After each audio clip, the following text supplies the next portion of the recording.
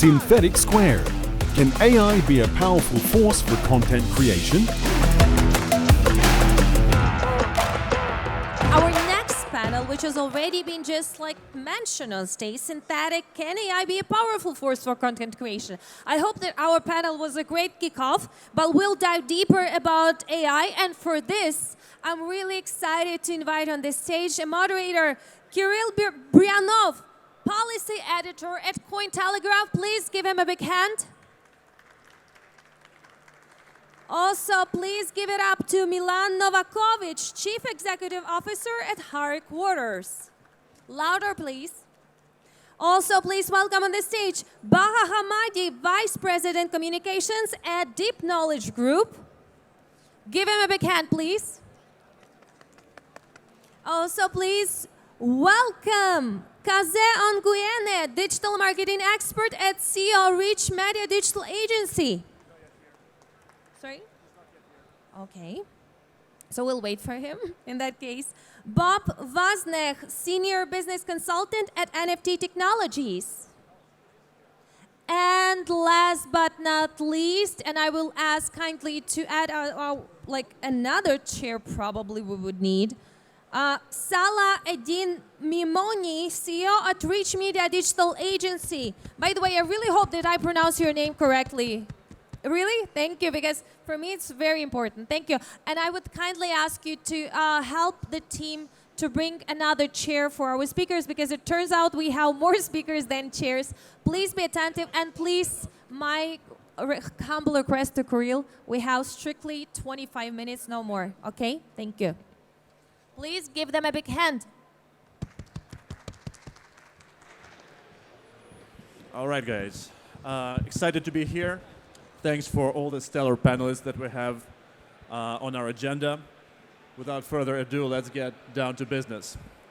So first up, we have Milan Novaković, CEO of HIREQUARTERS, who will tell us about his insights on how to use AI in hiring people. That too. Okay, Milan. Let's start with this. What sorts of content can AI help with for an entrepreneur like you? Hello, can you hear me? Yeah? All good. Great. Thanks for coming to this event, and thanks for having me to speak at this event. My name is Milan, as you said, and I'm coming from Serbia, and I'm the CEO of HIREQUARTERS, a digital marketing company. We specialize in content writing and SEO, and for this reason, I'm going to talk about a little bit more about type of content that AI can help you with. First of all, let me answer your initial question, the question of this topic. Can AI be a powerful force for content creation? And my answer is definitely a yes, but to a certain degree. It all depends on the quality of the content that AI can produce. And the quality of that kind of content depends on the type of content you want to produce using AI. In our company, we mostly use AI for 3 types of content. This is long-form type of content. Those are usually landing and home pages. And this type of content requires a lot of research and value. And the other one is shorter chunks of text, such as social media posts used for your social media campaigns. And the third type is usually guest posts used for link building campaigns. And this type of content is mostly SEO focused. First of all, let me get into some details about the first type of content. When it comes to excuse me, Milan. Yeah? I don't think we have much time to go into details. Yeah, it's okay. Let's be more general. Okay, okay. Let's move on to another point that I was really interested in, and I'm sure our audience is excited to learn about. What is the value that AI adds to all these three types of content that you produce? What are the advantages that you gain by using the artificial intelligence? Okay. There are definitely some advantages of AI and that AI can help you with. First of all, from our experience, AI can definitely save you some substantial amount of time, meaning that if you're using a human writer, you have to do your own research. I mean, the writer has to do their own research. They also have to organize the text using particular subheadings, headings, using an appropriate tone of voice, style, and stuff like that. On the other hand, AI can help you with that easily because it uses machine learning, so it can do it in a matter of seconds. It can also save you. It can also be a cost-effective option because many times, in order to produce an article, you have to use a bunch of people for that project. Meaning, you have to use an SEO manager who will do keyword research, competition analysis, stuff like that. You have to use an actual writer to write the text. You have to use the editor to go through the text. And for that reason, it can also save you some time, but it can also save you some money. So this is one of the things that it can help you with. Okay, so this is primarily cost effectiveness, right? Yeah, it's cost effective because most AI tools that we have used, it can be said they are cheap compared to human writers that, as I said, require some time, energy, and money invested in them. Yeah, Gotcha. AI is a cost-effective option. So what's the bottom line? Do you think that this is the future? What's the future of the intersection of AI and content creation? In my opinion, it is a future to a certain extent, as it's the case in the present. Like everything in our lives, it's a two-way street, meaning that yeah, AI will be used on a greater scale in the future. AI will be more smart, so to say. It will be smarter. More and more content will be AI produced. But on the other hand, I think only poor to mid-quality content will be AI generated. High-quality content will still be written by humans because I think AI still and in the future does not have a meaning for context. It cannot give you a sense of, it cannot provide a sense of creativity to your article. So I think the best content will be written by humans, and on the other hand, Gotcha. mid-quality articles will be written by AI. Good to know. Good to know that we're not completely getting out of business. Sorry? Good to know that people like myself are not completely getting out of business. Yeah, we'll not run out of the Cool. work in the future, in my opinion. Thank you, Milan. All right, we need to move on. Let's move on to our next expert, Baha Hamadi, who is the Vice President for Communications in Deep Knowledge Group. Hey, Baha. Hi. Well, just share with us how does the AI help content marketers from your experience? What's your take on how it works and what synergies and efficiencies it can create? Sure. Well, content is the heart and soul of marketing, right? And there's always competition amongst content creators to produce better content, to be more creative, and to be more engaging. So how does AI really help content marketers? Well, for starters, it saves time and money. AI is much faster in writing, and it could replace a human resource. So the cost is really less. It takes an average of 3 hours to write, edit, and proofread 1,000 words professionally. AI can write at a fraction of this time. And an AI writer is totally feasible for a small business, for example. AI also increases your content flow. Since it's fast, you can easily generate double or even triple your current volume of content. It also helps you tailor your content. Think of email campaigns, for example, instead of mass mailings. AI can generate customized emails for each customer based on criteria you input or based on machine learning. AI also helps you with SEO. If there's one thing AI is going to be best at, I think it will be identifying the right keywords and enhancing SEO. It also improves your content overall. Remember, we're talking about machine learning. So every time it writes human language, it learns a little more and improves, then it adjusts accordingly. And this can give us human insights into how to enhance content. So I think, yeah. Cool. And now going back to the question of what kinds of roles and skills will be replaced by artificial intelligence in the near future. What do you think? What are the specific roles that will be taken over by machines? At this stage, it's a bit difficult to predict the roles and skills that will be affected or replaced by AI. Tasks that are susceptible to automation are tasks of repetitive nature, right? And data-driven tasks that rely on data to produce outputs will be possibly replaced by AI. And predictive tasks that require making a prediction about an outcome, which is something that AI so far excels at. Simple examples include the autocomplete feature on Microsoft Outlook, for example. So these are a few examples, really, from everyday work that will be replaced or affected by AI. Gotcha.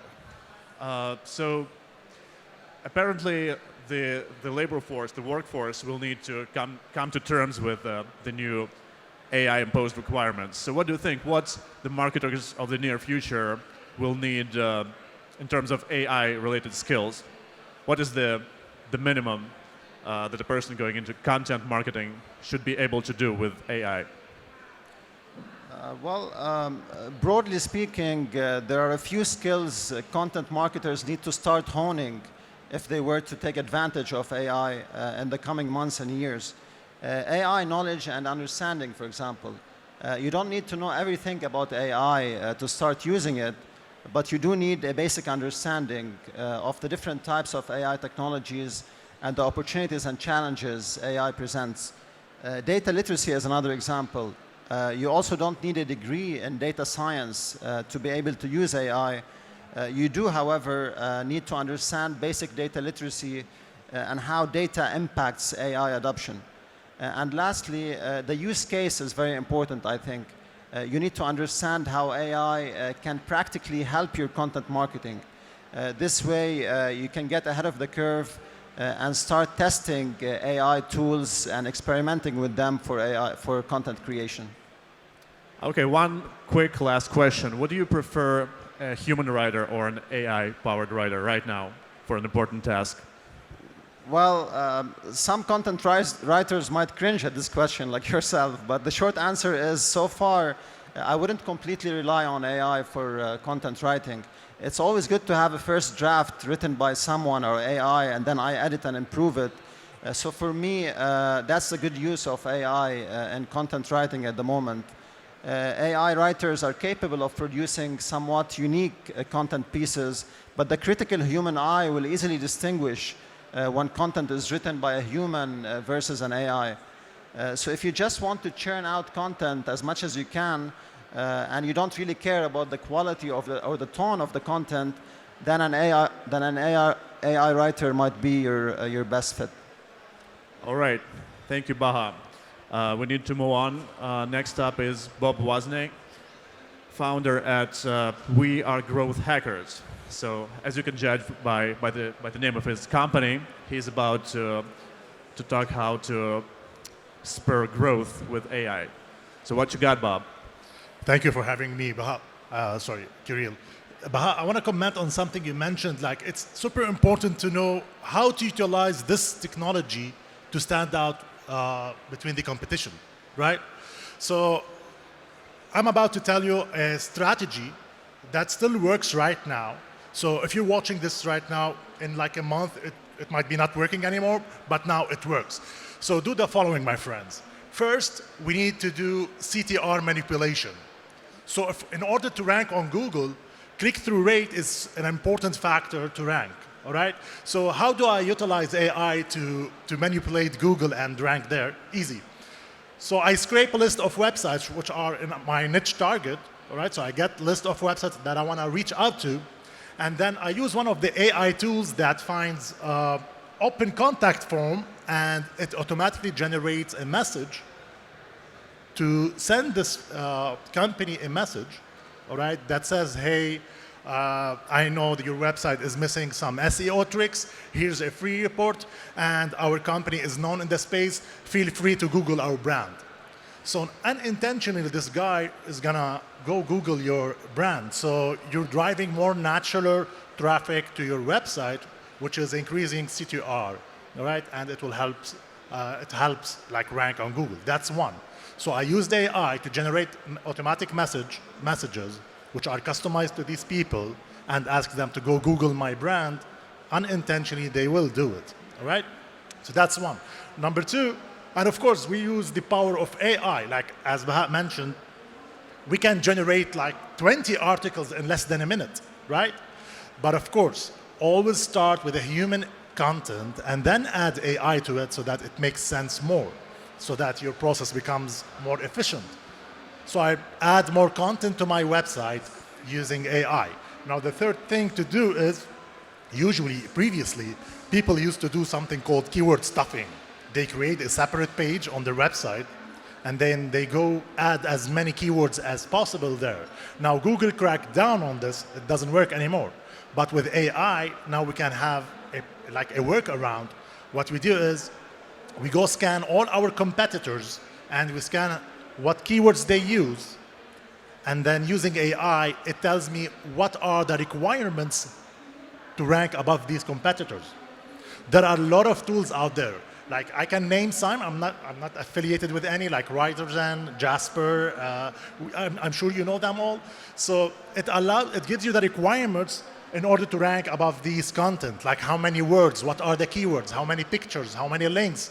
So you use the AI content generator to fill these requirements, and then you will have all of these 3 steps done on your website, and like in less than 24 hours to 48 hours, you will be ranking above your competitors on the search results. So that's it. Thanks, Bob. This is fascinating. Could you maybe share some numbers from your partners or clients by Sure. how much did the traffic grow with this strategy? Now, that's a very good question. I'm gonna mention some percentages, not numbers exactly, but in 48 hours, all what I care for my partners that I'm working with, I want to bring them more money. I want to bring them more leads. So some people, within 24 hours to 48 hours, they had an increase in the lead generation in over 200% just because of this trick. Like we applied it last week, and these are the numbers. Now, how long will it last? I don't know. I expect a month maximum, but currently it is working. So this is how we utilize AI. So you guys are working on something really interesting. I take it, utilize it, and help my partners to grow. So that's impressive. how we do it. Really impressive. I'm sure people will be approaching you after this. It's okay. Thanks for the insight. All right, next up is Salah Eddine Mimouni, CEO at Rich Media Digital Agency, who also has some hands-on stuff to share with us. So maybe use case? Yeah. How about that? Yeah. So the idea is that everybody knows that first of all, Speak to the mic. Yeah, the mic. I think it's working now. Okay. So we're talking about artificial intelligence, and how can improve the market.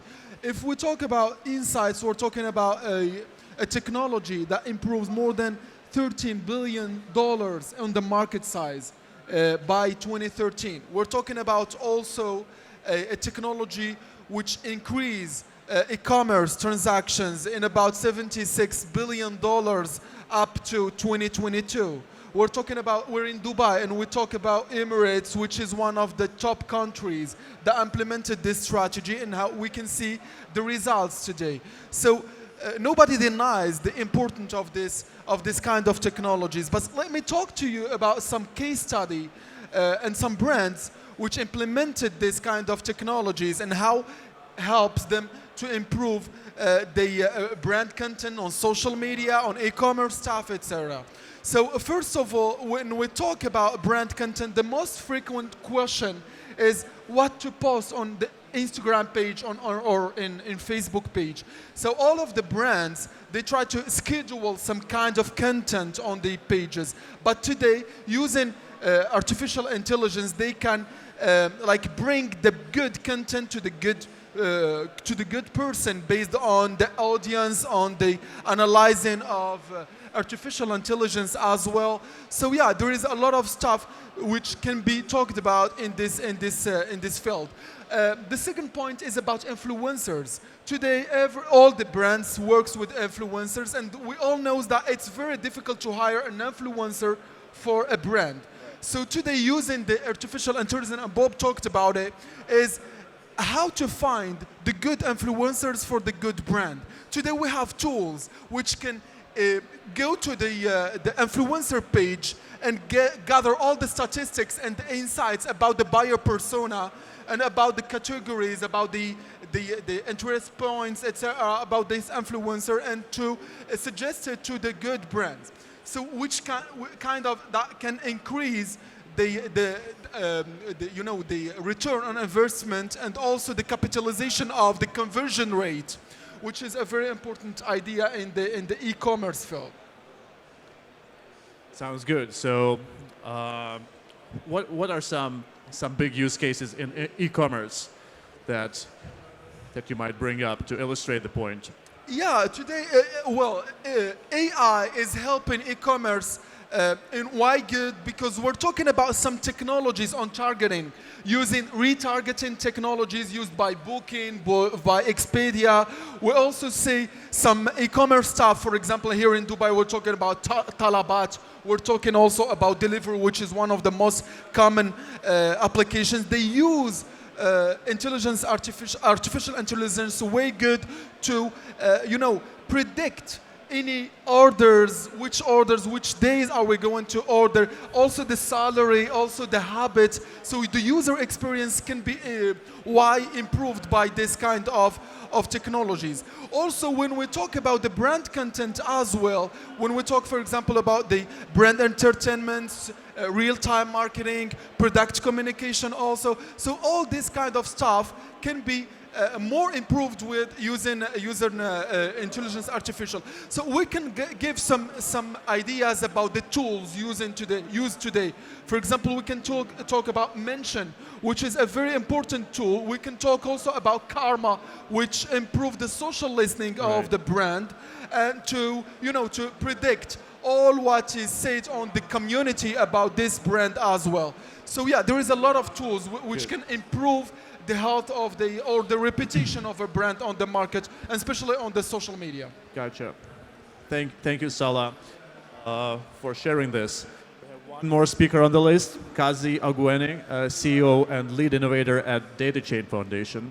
So Kazi, would you like to share some use cases of AI and content creation that you rely on in your day-to-day work? Yeah, so there is one perspective that I would like to bring, because we have expert in digital marketing, content management, content creation on the stage. In the same times, at Data Chain Foundation with a sister company, Brain Cities, we have been working on topics that are more specific to psychometry and how basically you can manipulate the opinion, create a consensus amongst the population regarding specific idea, which is a form of marketing as well, in order to shape the opinion and get mass adoption of new ideas. So 2 years ago, Yuval Harari was saying that we have become some hackable animals, hackable creatures. So he was speaking in terms of DNA manipulation, but also in terms of information manipulation, how the brain or psychology could be shaped in a way that we would reflect or accept a new perspective and new views that usually we would not be able to do. And we have seen the rise of technology like Jasper, but also platforms like GPT-3 that are amazingly advanced, are almost able to read the mind of people. And one of the first steps, commercialization of this technology was made by IBM when they provided some tools enabling people to do identifying the personality of the reader, but just by extracting the information contained within making a psychometric test based on the writing of an individual. So we understand now that we are moving through a road where both the sociology, technology, psychometry will be combined in a way that the content will be more and more adapted to the need of the reader, and enabling the people that are in charge of generating those content to reach goals like product adoption, opinion management, also enabling people that are in charge of building the policies to be able to better create some content or solutions that are adapted to people individually.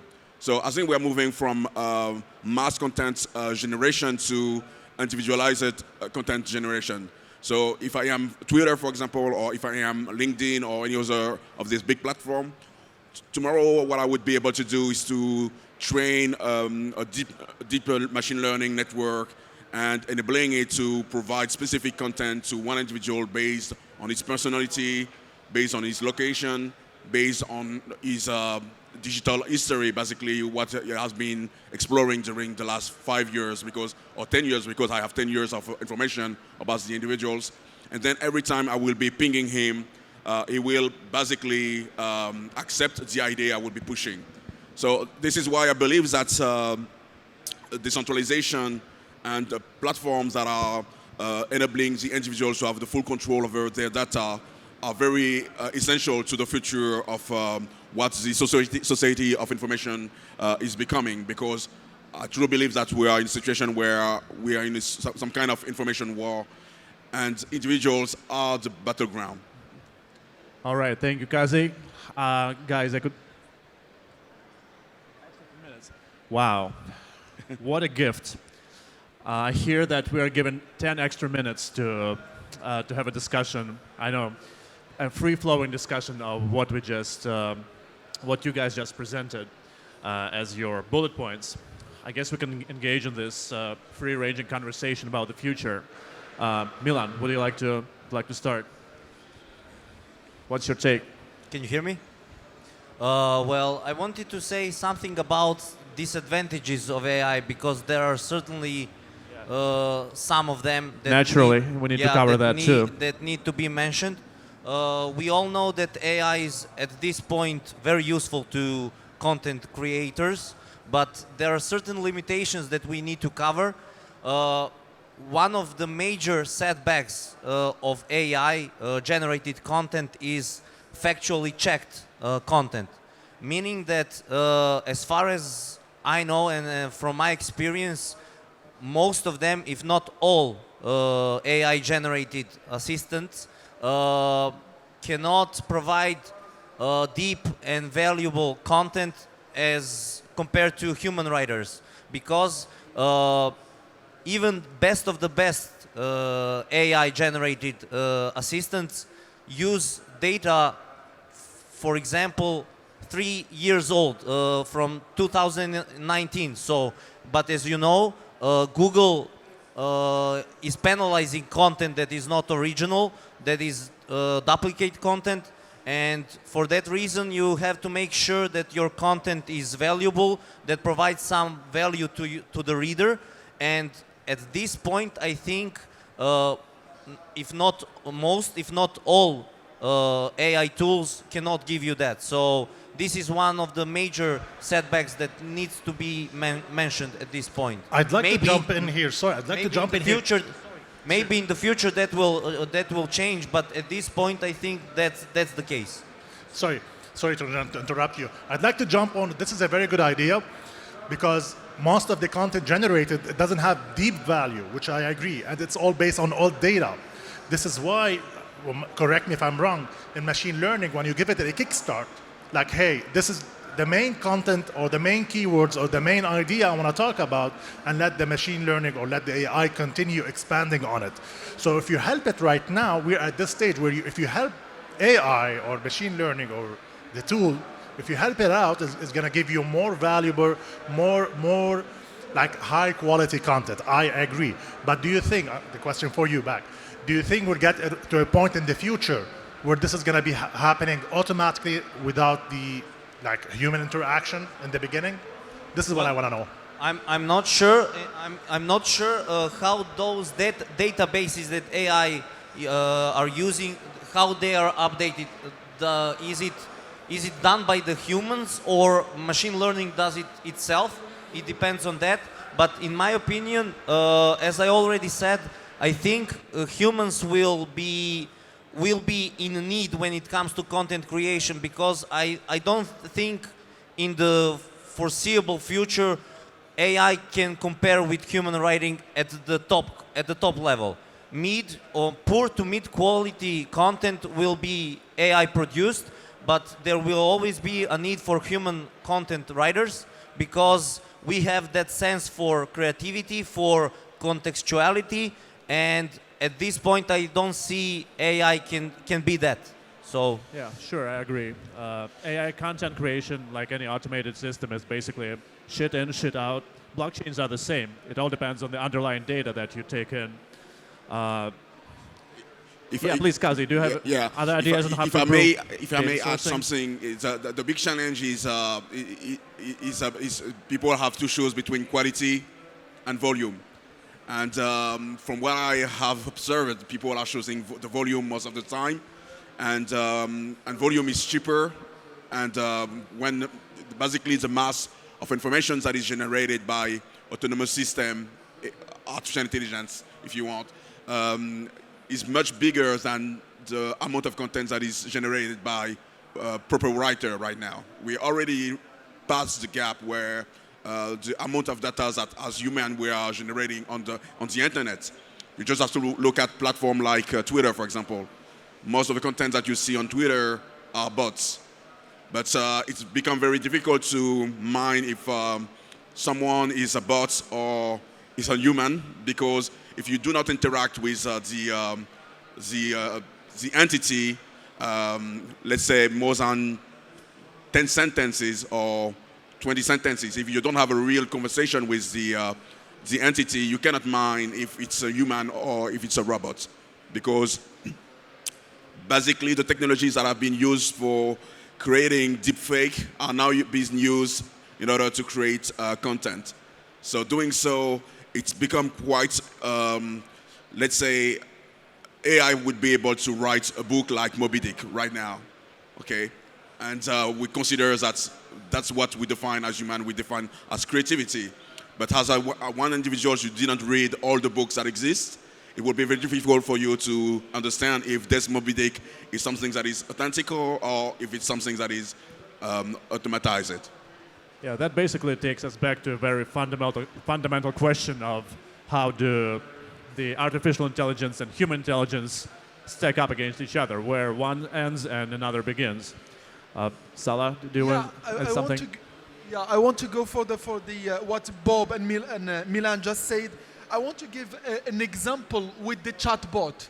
You know, the chatbot technology, how the prediction can be added, and how the artificial intelligence can help to improve the artificial chat and to understand the meaning of the... Well, today, as you know, WhatsApp, for example, in the chatbot, they added some features which I found really phenomenal. We're talking about, for example, the image and the photo recognition, and also the security codes, and also the voice recognition. And I think that will help in many fields. For example, we tried that in the banking field. And as you know, today, for example, in African countries like in Mauritania or in Morocco, we implemented this solution, and because people love to use WhatsApp in the chat, and also in the communication of the agents, etc. So now you can make a wire or a transfer, bank transfer, using the chat on WhatsApp, for example. You can enter to this conversation, as Milan said before. You can get to this conversation, and we can ask you some question, and based on AI, I can understand if it's the real person. So we're talking about security, which is a very important point where AI can be implemented in the security field. So I think this is one of the most case studies that should be shared on public. Baha? I think the bottom line is AI is not going to replace a human resource in terms of content creation. I think what it does is it speeds up the content creation process. And I think we're going to see more improvements as we progress in terms of the technology itself. But I think the AI at the moment still requires a brief, like you mentioned earlier, to feed in some information, to be able to come up with better content, and then you still need the human eye to kind of edit and proofreads. So I think while AI wouldn't replace humans in terms of writing, it speeds up the process, it facilitates the process. And I think maybe in the future we might reach a stage where we find AI totally replacing humans, but I don't see it happening in the foreseeable future. Thank you. We have 35 more seconds. Anyone with the closing remarks? Human writers, don't fret, there will be work for you in the future. Good, good. Thank you for that digestible slogan. Anyone else? Yeah, I would say that we have to be careful regarding the asymmetries between the human side and the artificial intelligence, and regulation will not help. I think that us as individuals, we need to develop new habits, a new way of using all these tools. Right. Yeah. A host of ethical questions remain, but we'll address them at some point. Thank you. Thank you, guys. It's been a pleasure.